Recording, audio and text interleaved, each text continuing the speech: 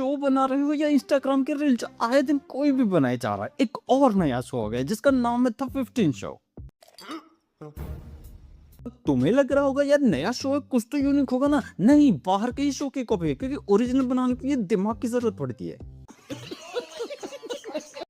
Time था जब India में एक्टर का करियर रिवाइव करने के लिए शो बनाए जाते थे। अब ये भूतनी में खुद की ही दुकानें चलाने के लिए बनाते हैं।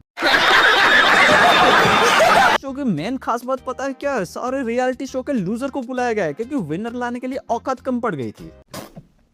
था कि वो कैसे मम्मी वाला विक्टिम कार्ड खेलता है। जब भी उस पे बात आती है दूसरों के खिलाफ नेगेटिव पीआर चलवाता है। उसकी इतनी भी औकात नहीं किसी से अकेले भिड़ सके।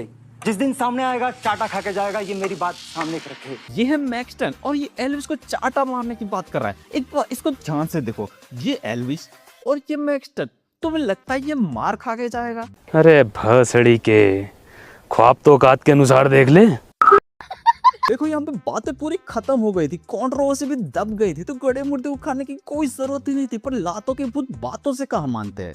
क्या बात है सर, क्या बेचारी ऑडियंस समझ रही है नया शो है, कुछ तो यूनिक आएगा, पर उन्हें कहाँ पता था। चूतिया बनाया तुमको। ये वाली फीलिंग दिल से महसूस होगी। अबे ये क्या था? पहली बार शो के डायरेक्टर को 2 गुना ज्यादा अफसोस होगा इसको देखकर।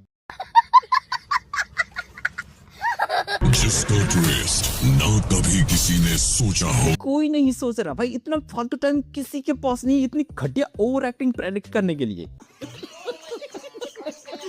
कुछ ऐसा होगा जो पूरे हिंदुस्तान को हिला देगा। बहुत बढ़िया, रेटिंग देखकर ही पता चल गया कि कितना हिला दिया। अब जमीन पे भी आजा काल्पनिक चमगादड़।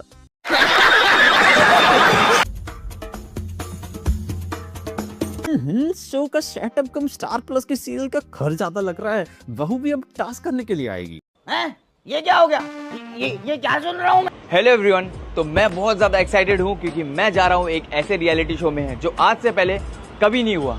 और हाँ, क्या बात है, फाइनली किसी ने तो बुलाया, वरना बिग बॉस वाला तो एक ही वीक में बेइज्जती करके निकाल देता है। इज्जत बढ़ गई बिग बॉस के लिए। मुझे ऐसा लगता है you are else and I do not want engage. अरे चल मुझे देखोगे आप मुझे। बड़े दुख की बात है ना, ये सब करने के अलावा भी अगर थोड़ा टाइम बचा के इंग्लिश सीख लिया होता तो सरोजिनी नगर में कपड़े बेचने वालों जैसी हरकतें करके जवाब नहीं देना पड़ता।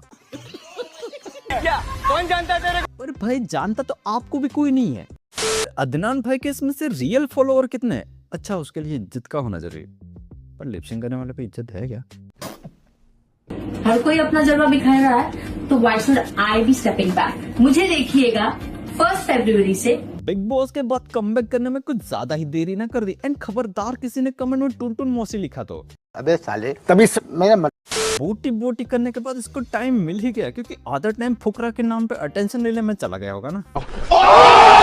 शो की टीआरपी की ऐसी तेजी होने का मुझे पता तभी चल गया जब एल्विस की जगह पे इन चमत्कारों को बुलाया गया। कोई बात नहीं, बेरोजगारी तो कम होगी अब। कॉल आ गया कि जो 1 लाख डाले हैं वो भेजो। मैंने उससे पूछा कि क्यों भेजे थे। मार खाने के भेजे होंगे। बुजुर्ग को भी बुला दिया गया। हाँ, पर रोडिस वालों की उधारी भी तो चुकानी होगी ना। आ गए हैं, अब ये रियलिटी शो शुरू। अरे अंकल जी, दिखाना क्या चाह रहे हो? एक शो से दूसरा शो, दूसरा शो से तीसरा शो, इसके अलावा चल भी क्या रहा है तुम्हारा? इंडस्ट्री का कुत्ता तक नहीं पूछ रहा होता है, पर फील पूरी शाहरुख खान वाली चाहिए।